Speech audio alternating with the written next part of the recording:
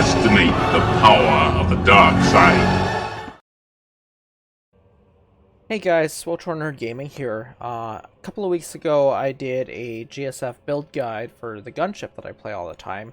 It was quite well received, and I decided that I would do a guide for the FT3C Imperium, also known as the Clarion on Republic side. Again, I will be doing it in a similar format to the previous video where I will go over the crew members and the abilities that I use, and then I'll switch over to the Republic side and show you guys the equivalent crew members on that side. I'm going to do one thing slightly differently. I'm not going to include a gameplay demonstration in this video. This is simply going to be a build guide.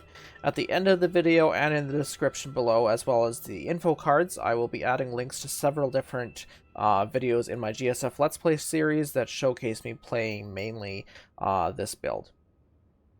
This build is the Tier 3 Strike Fighter, so if you come over to ships, go into your Strike Fighter, so you have your Ricer, your Quell, and your Imperium. The Imperium is the one we're running today. In my opinion, it is the strongest one-on-one dogfighting class in the game right now, and that is because of the ability known as remote slicing. What that does, and I'll go into this in a little more detail shortly, basically strips all engine power and melts the shields on your opponent, making it so that you can literally melt him where he sits. Moving on, let's go to the crew tab and go from there. We'll see what crew members we're running. Okay.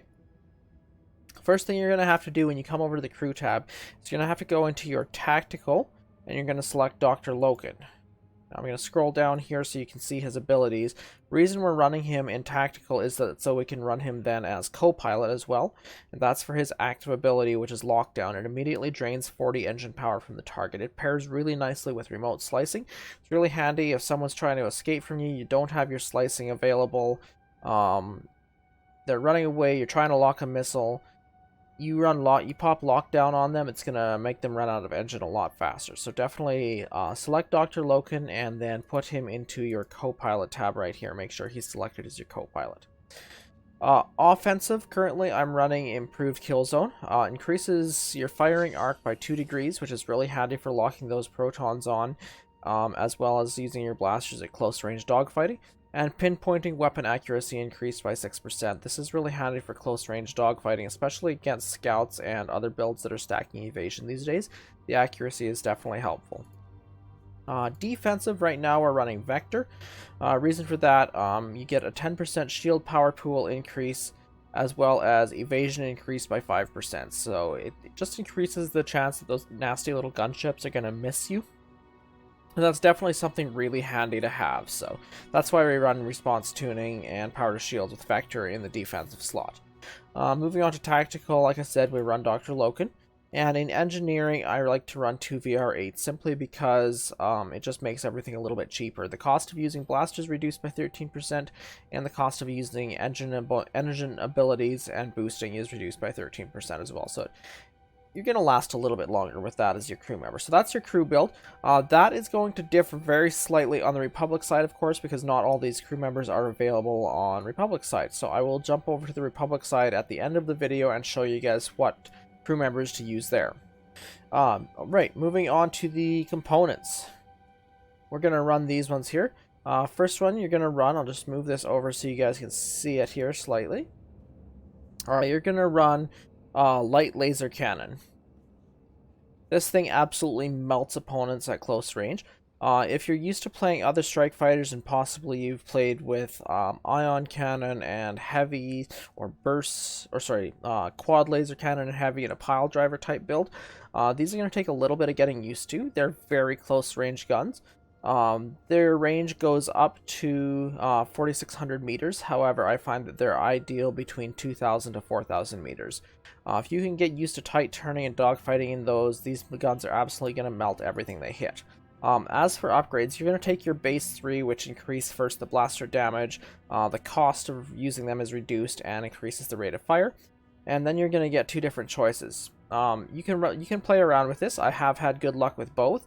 Personally, right now, I'm running increased crit chance as opposed to improved firing arc because I'm finally getting a little bit better at hitting what I'm shooting at with these. While I was learning how to use these guns, I did use improved firing arc and tracking. However, now that I'm getting a little bit more confident in my ability to hit, I'm using the critical hit chance just to get those increased crit chances. And then you can choose between blaster damage to ship hulls increased by 16% or blaster damage to shields increased by 18%. One thing that seems to be very popular these days is people running regen builds for their shields. So I definitely find this is going to help you strip those shields down a lot faster. So I'm personally running the increased shield damage. You could, however, run the increased hull damage as well. It's whatever works better for you. Play around with it and go with that. Secondary weapons, of course, there's only one really good choice for this as a one-on-one dogfighting build. Run your proton torpedoes. You can take your first three. Lock-on time reduced by 14, critical damage increased by 10, and missile damage increased by 5. And then you have a couple of choices to make. Personally, I'm running missile speed increased by 100%. I started experimenting with this just the other day. Before that, I was running the increased firing arc. However, I find that the missiles are extremely slow, and even if you've sliced someone, half the time the slicing wears off before the missile hits them if it's at a longer range. So, right now, I'm finding a lot better luck running missile speed increased by 100%. And then you have two other choices. You can do range increased by 15% or ammunition capacity increased by 4. These two I actually toggle back and forth between. I run increased range if I'm flying with someone that's using a healing probe that has an ammunition refill on it, or in team deathmatch because I can always pick up a refill easily in there. If I'm flying a satellite match and no one's running heals with a refill probe, then I run the increased ammo capacity. So just toggle back and forth between the two as you see fit. Running into systems. Now this is the most important ability for this ship, remote slicing. It does come default with combat command. We're going to switch that to remote slicing. Read this just to you. It transmits a slicing code that disables the target's system ability. Drains 60 points of engine power immediately and drains an additional 40 points of shield power per second for 9 seconds. So like I said, even by itself, it drains shield and engine and disables system ability. Really handy ability.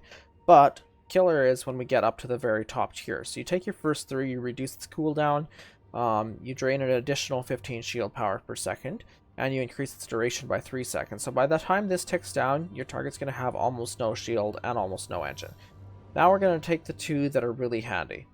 You take the left side, target's engine power reduced by 20 while ability is active, and target cannot use engine abilities while remote slicing is active. So not only are they going to be dead in the air, they can no longer use any missile break that they have available.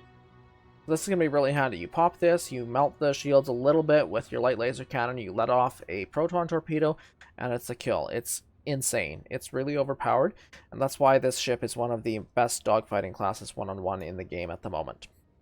Alright, moving on. Personally, I'm running directional shield. So you take your first 2, and then right now I'm running regen delay decreased by 3 seconds as opposed to the regen rate increased by 10%, just so I can regen those shields a little bit faster. You're going to be doing a lot of tight turning and dogfighting, so the faster your shields can start regenning, the better. There are some folks running charged plating for damage reduction. They're combining that actually with a crew member here. I'll tab over here. If you go to defensive, a lot of them are combining that with the Shara Zavros for the damage reduction increase by 9% and evasion increase. That's going to make it a much more tanky build. Personally, I prefer to run the evasion and the shield projector instead. So, sorry, not shield projector. So we're going to switch back to vector and then go back here, directional shields. Personally, this is really great for dogfighting. It does take a little bit of getting used to. You're going to have to toggle your 2 button. It's going to switch between power shields back, power shields forward, and power shields all around.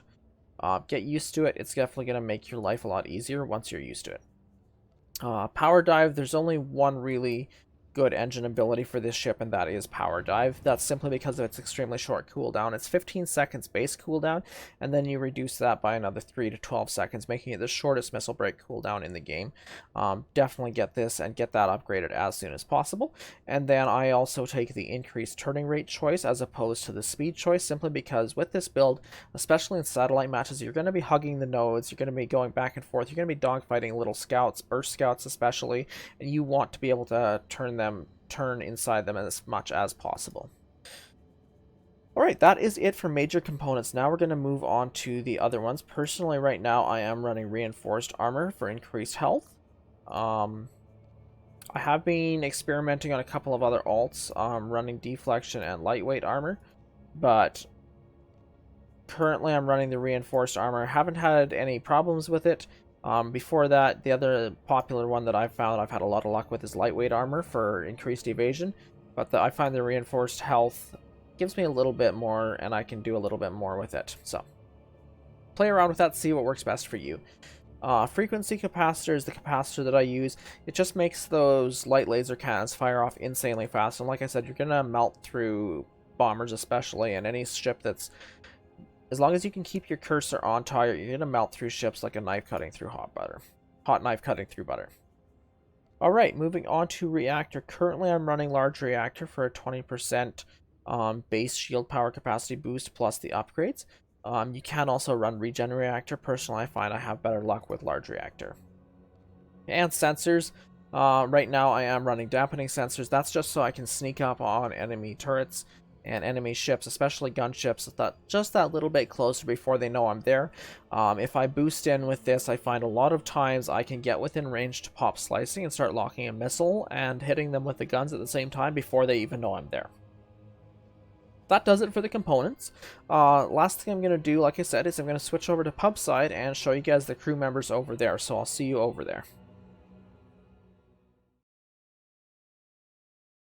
Alrighty guys, welcome back. We are back in game here, and we are on Republic side, where the ship that we're using is known as the FT-7B Clarion.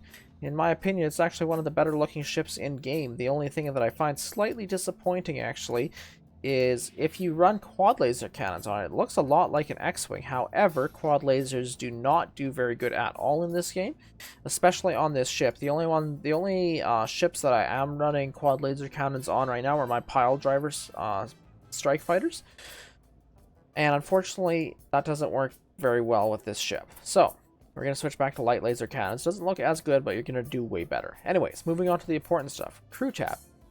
First thing you're going to want to go to, engineering. You'll want to pick C2N2. That's so you can run him as co-pilot, so you can have your lockdown ability. Moving on to offensive, right now I'm running Quaisen Fess, simply because, again, the improved kill zone and weapon accuracy increased by 6%. I should mention that another very good crew member for offensive is B3G9, and that's because he has the pinpointing as well as rapid reload. Play around with it, see what works best for you. Personally, I find slightly better luck with Quaisen Fess just for the improved kill zone. Moving on, defensive, Nadia Grell, same as Vector. She has the power to shield and response tuning. And then on, if we look here, tactical, running Akavi Spar, simply for the silent running and comm boost. Gives you that little bit of extra sneak there with silent running. So that is it for Republic crew members. Again, like I said, I'm not going to be including gameplay in this video. This is purely a build guide. However, if you look at the cards, the info screen's coming up right at the end of this video shortly here, as well as down in the description below. I will be linking several videos that showcase me playing mostly this ship, and you guys can see just how great it is in action. Like I said, it's super overpowered, super fun to play, and probably the best dogfighting class one-on-one in GSF at the moment. As always, guys, thanks for watching. Hope you enjoyed the video. Don't forget to like, subscribe, and comment down below if you have any feedback for me, and we'll see you guys next time. We would be honored if you would join